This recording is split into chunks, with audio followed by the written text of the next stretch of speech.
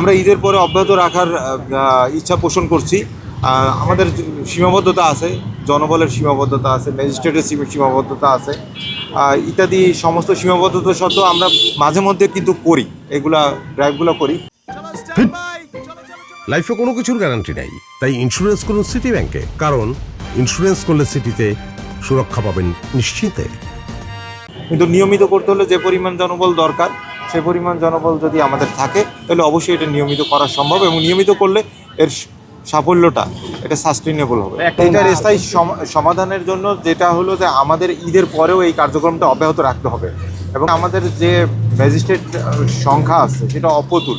মানে প্রতিদিন বিভিন্ন পয়েন্টে ডিউটি করার জন্য যে পরিমাণ জনবল দরকার সেটাও অপ্রতুল। তো আমরা চেষ্টা করবো এই সীমাবদ্ধতা সত্ত্বেও এটা যেন অব্যাহত থাকে, সেটা আমরা ঈদের পরেও এই ড্রাইভটা অব্যাহত রাখবো। এটা এখান থেকে শুরু, কিন্তু এটা চালু থাকবে। এটার জন্য আসলে আমাদের ওই যে বললাম না, মানে কনস্ট্যান্ট ভিজিলেন্স দরকার, আমাদের সবসময় তদারকি দরকার। এই তদারকিটা যেমন আপনি যেটা বললেন যে আমরা ড্রাইভটা দেওয়ার পরে আবার তারা বসার চেষ্টা করতেছে, তারা যেন এই বসার চেষ্টাটার মানে ওখানে বসা মাত্রই যেন তারা আমাদের ভিজিলেন্সের আওতায় আসে, সেরকম একটা ব্যবস্থা রাখতে পারলে তাহলে মানে এর জন্য আমাদের আরও মানে পরিকল্পনার দরকার আছে, চিন্তাভাবনা করার দরকার আছে কীভাবে এটা রোধ করা যায়।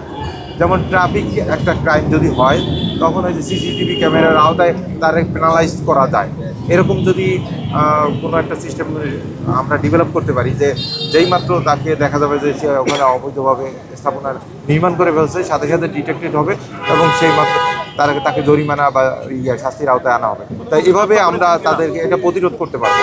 আর নতুবা আমাদের যে পরিমাণ জনবল নিয়োজিত থাকা দরকার, সেই পরিমাণ জনবল আমাদের বিভিন্ন সংস্থায় নাই আছে।